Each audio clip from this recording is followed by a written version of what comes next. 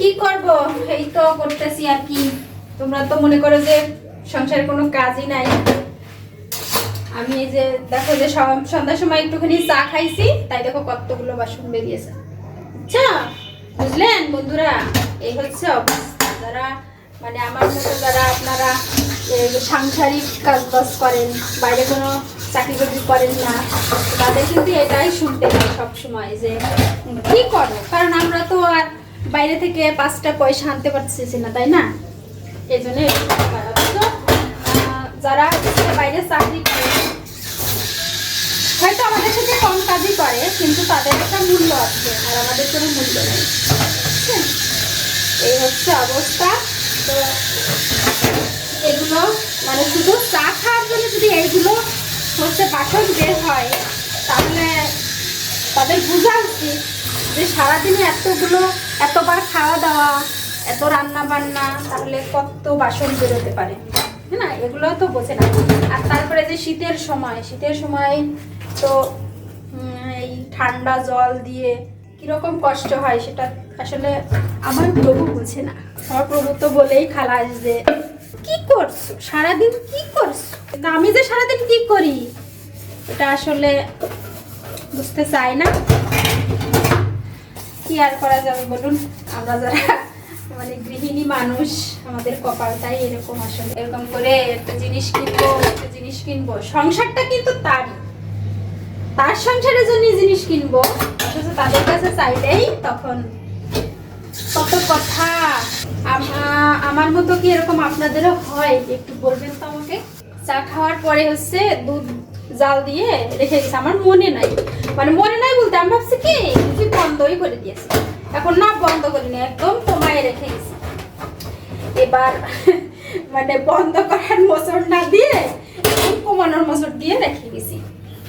তো হচ্ছে দেখেন যে দুধটা না একটু মানে শুকায়ে গেছে। তখন আবার আমার প্রভু আমাকে বলছে যে তুমি সবসময় কাজবাজ এরকম করো, এরকম করতে থাকো, দেখো দুধটা কি হলো, একটু হলেই তো পুড়িয়ে যেত, এই হতো সেই হতো, বুঝছেন? তাহলে বোঝেন, সব দিকে আমাদের খেয়াল করে চলতে হয়। একটু থেকে একটু হলেই এরকম কথা শুনতে হয়।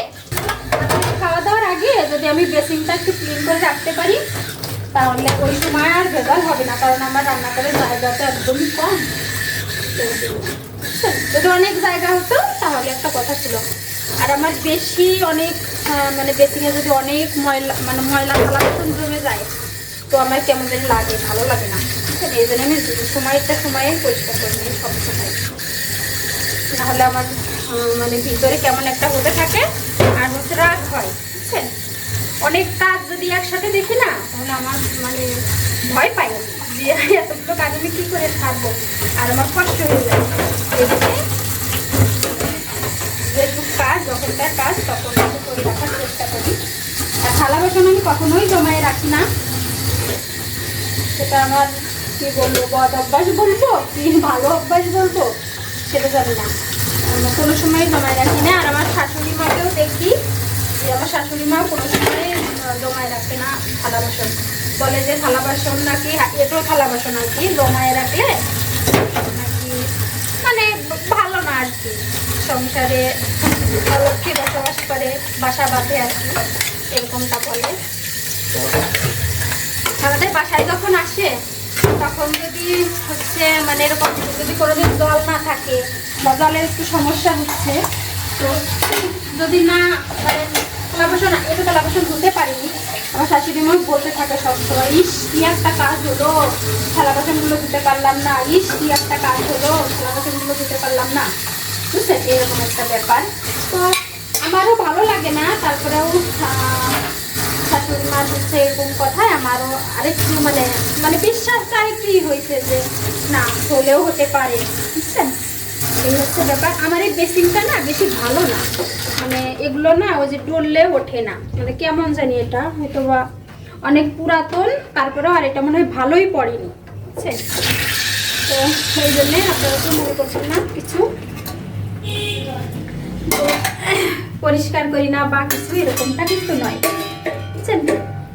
তো আপনাদের সাথে অনেক বক বক করে নিয়েছি, আপনারা হয়তো বা বিরক্ত হয়ে গেছেন। তো আর কি বলবো, ক্ষমা টমা দিয়ে দেখবেন। এখন আবার এই যে এগুলো একটু পরিষ্কার করবো, রান্নাঘরের ইটা একটু পরিষ্কার করে নেবো, উপর উপর দিয়ে একটু মুছে নেবো।